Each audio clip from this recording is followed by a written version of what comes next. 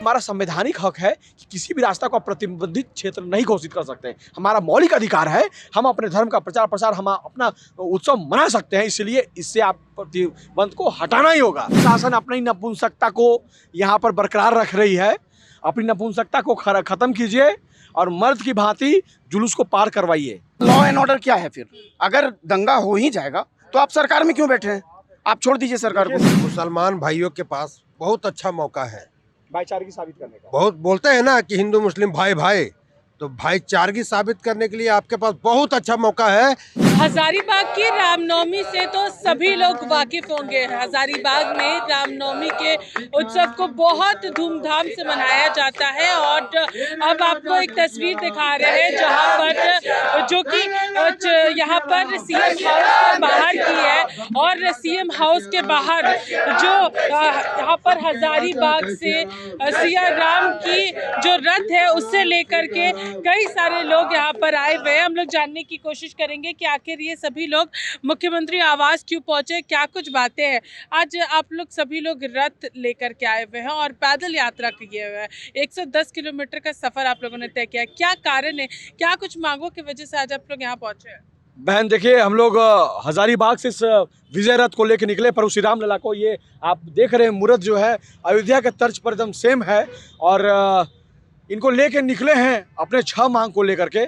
आपको मैं बतला के आपके दर्शकों को बहुत अचंभा होगा कि भारत में हजारीबाग में एक जगह है बड़का गांव और उसके समीप है महुदी, जहां 40 वर्षों से भी ज़्यादा से प्रभु श्री राम लला का शोभा यात्रा नहीं निकलता है। चारों तरफ डंका बजता है, चारों तरफ डीजे बजता है, चारों तरफ राम की जय होती है, लेकिन महुदी में राम की जय नहीं होती है। मातम सा माहौल होता है, बैरिकेटिंग कर दिया जाता है। नेताओं की राजनीति की वजह से, जिला प्रशासन की वजह से और पूरा राजनीतिकरण किया जाता है, जिसका पीड़ा कौन सहता है? आम राम भक्त ग्रस्त होते हैं। तो हमारा संवैधानिक हक है कि किसी भी रास्ता को आप प्रतिबंधित क्षेत्र नहीं घोषित कर सकते। हमारा मौलिक अधिकार है, हम अपने धर्म का प्रचार प्रसार, हम अपना उत्सव मना सकते हैं। इसलिए इससे आप प्रतिबंध को हटाना ही होगा। हमारी दूसरी मांग है, हजारीबाग की जो रामनवमी है वो इंटरनेशनल है, विदेशों से लोग आते हैं, इसे राजकीय महोत्सव का दर्जा दें। हमारी तीसरी मांग यह है कि आप हमारे रामनवमी को 144 लगा करके रामनवमी को ही समाप्त करने का पूरा बड़ा राजनीति कर रहे हैं। क्यों कर रहे हैं? अब देखिए, 44 लगेगा तो 8 क्लास, 10 क्लास, 12 क्लास का बच्चा नहीं जाएगा। पिता मना करेंगे कि बाबू तुम्हारा पढ़ने की उम्र है बेटा, तुम अभी वहाँ जाओगे, जिद कर रहे हो, कल FIR हो जाएगा, तुम डॉक्टर अच्छा से नहीं बन पाओगे, इंजीनियर नहीं बन पाओगे, सरकारी नौकरी तुमको नहीं होगी। कहाँ फंस रहे हो इस सब पे? पढ़ो लिखो ना बेटा। अब वो जाएगा नहीं, सीखेगा नहीं तो कौन रामनवमी आने वाला समय निकालेगा? अरे हमारे लोग की तो उम्र हो जाएगी ना, नया जो नौजवान है वो क्या सीखेगा? तो हमारे स्वरूप को खत्म करने का कोशिश किया जा रहा है। 144 खत्म करें। देखिए, इस बार की रामनवमी तो ऐसे भी काफ़ी ज़्यादा ऐतिहासिक होगी क्योंकि अयोध्या में रामलला की मंदिर बनने के बाद वहाँ बहुत बड़ा उत्सव जो है वहाँ पे भी हम लोगों को देखने को मिलेगा। लेकिन हजारीबाग की रामनवमी को सभी लोग जानते हैं और काफ़ी अलग अलग जगहों से लोग आकर के यहाँ पर उस उत्सव का पूरा आनंद उठाते हैं। अलग अलग जगहों से लोग पहुँचते हैं, लेकिन अब महुदी में इस तरीके की चीजें लगातार चल रही हैं। आपने एक बात अभी कही कि अब ऐतिहासिक होगा। सच में बहन बहुत ज्यादा ऐतिहासिक होगा, क्या कि अब महुदी में राम राम होगा, इसलिए बहुत ऐतिहासिक होने वाला है। हमारी हमारी मांग ये भी है कि आप डीजे पे प्रतिबंध लगाएं। नेता सारे भाषण में डीजे यूज करते हैं, हम क्यों नहीं यूज करें भाई? अरे डीजे पे प्रतिबंध सुप्रीम कोर्ट ने नहीं लगाया है, एक साउंड का मानक तय किया है, इतना डेसिमल ज़्यादा नहीं बजाना है, तो डेसिमल तय कीजिए। आप भी भाषण में उतना ही डेसिमल यूज़ कीजिए, हम भी उतना ही डेसिमल यूज करेंगे, बात खत्म। और डीजे को जितना भी आपने फर्जी FIR हमारे राम भक्तों पे किया है, उस सारे FIR को आपको बंद करना पड़ेगा, ख़त्म करना पड़ेगा, निरस्त करना पड़ेगा। ये तमाम 6 मांग को लेकर के राम भक्त इस विजय रथ को लेकर के निकले, आज CM आवास के बाहर खड़े हैं। बड़का गाँव के विधायक है अंबा प्रसाद, क्या आपने उनसे बातचीत करने की कोशिश की थी? देखिए, बड़का गांव की कौन विधायक है? अंबा प्रसाद है। यहाँ कितने लोग हैं बताइए? क्या अंबा प्रसाद महुदी का जुलूस पार कर सकती है जी? अंबा प्रसाद जुलूस पार करेगी महुदी में? वो चाहेगी अंबा प्रसाद की जुलूस पार हो जाए? वोट नहीं मिलेगा ना। मुसलमान वोट कैसे देगा? मुसलमान भाई वोट कैसे देगा अंबा बहन को जो पारे करा देगी? तो इसीलिए हम लोग ठाने हैं ना, नेता कोई नेता नहीं चलेगा, यहाँ सब नेता है।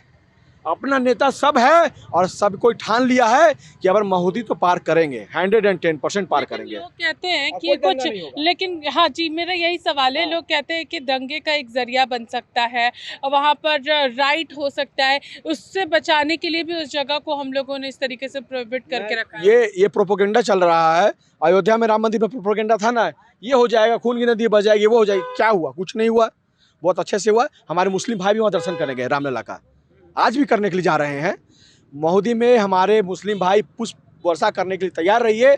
आपका पुष्प वर्षा हम लोग स्वीकार करेंगे और सभी राम भक्त आपके साथ राम राम करने के लिए आना चाहते हैं। और जो ये हम दोनों के बीच में जो ये प्रशासन और ये जो सरकार है और ये राजनीतिकरण हो रहा है, इसको हम लोग उखाड़ के अब इस बार फेंक देंगे। अगर हम लोग मनीष जायसवाल की बात करेंगे, वो हजारीबाग के विधायक है, तो क्या उनसे बातचीत आप लोगों ने करने की कोशिश की थी कि महोदी में जल्द से जल्द हम लोग वहां से भी रामनवमी का जुलूस जो है वो ले जा सके?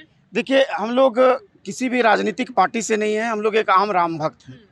हम लोग आज से नहीं, हम लोग ये 1984 से, हमारे उस समय हमारा जन्म भी नहीं हुआ था, उस समय से हमारे लोग लड़ रहे हैं।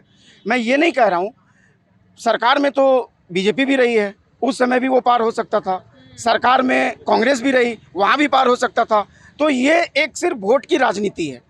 लोग कहते हैं कि हिंदू मुस्लिम हो जाएगा। हम लोग 110 किलोमीटर से रथ को लेकर के आए, कहाँ हम लोगों को कोई मुस्लिम रोका, कहाँ कोई हम लोगों का भाईचारा खराब हुआ। तो ये सिर्फ एक तुष्टीकरण की राजनीति है, एक वोट बैंक की राजनीति है और कुछ नहीं है। क्या आप लोगों ने महोदी के रास्ता पे पार किया है? जब अभी आप लोग आ रहे थे तो क्या कोई सोचे भी थे? मोदी रास्ता पार कर ही देते, तब मामला क्या बचता? मामला खत्म हो जाता है, मामला ही खत्म हो जाता है ना। अपने में समन्वय इस बात को बैठाने की कोशिश की? समन्वय बैठाने की बात ही नहीं है ना, बीच में बैरिकेडिंग कर देते आकर के, प्रशासन ही समन्वय खराब करते हैं। ये हो जाएगा, वो हो जाएगा, ऐसा हो जाएगा, वैसा हो जाएगा, होना कुछ नहीं है। आप क्यों हैं? आपका लॉ एंड ऑर्डर क्या है फिर? अगर दंगा हो ही जाएगा तो आप सरकार में क्यों बैठे हैं? आप छोड़ दीजिए सरकार को। साफ है कि लॉ प्रशासन अपनी नपुंसकता को यहाँ पर बरकरार रख रही है। अपनी नपुंसकता को खत्म कीजिए और मर्द की भांति जुलूस को पार करवाइए।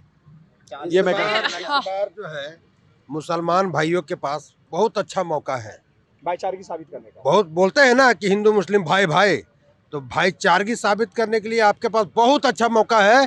ये 40 साल के बाद फिर एक बार ये मुद्दा उठा है, गरमाया है। मुस्लिम भाइयों से आग्रह रहेगा, ना सरकार ना प्रशासन कोई बैरिकेडिंग लगाने आए तो मना कीजिए, विरोध कीजिए उसका, कि हिंदू भाइयों का जो है झंडा, बजरंगबली का पताका लेकर के हम मुसलमान भाई गुजरेंगे और हिंदू भाइयों पर फूलों की वर्षा करेंगे और यहाँ से रामनवमी का शोभा यात्रा गुजरेगा।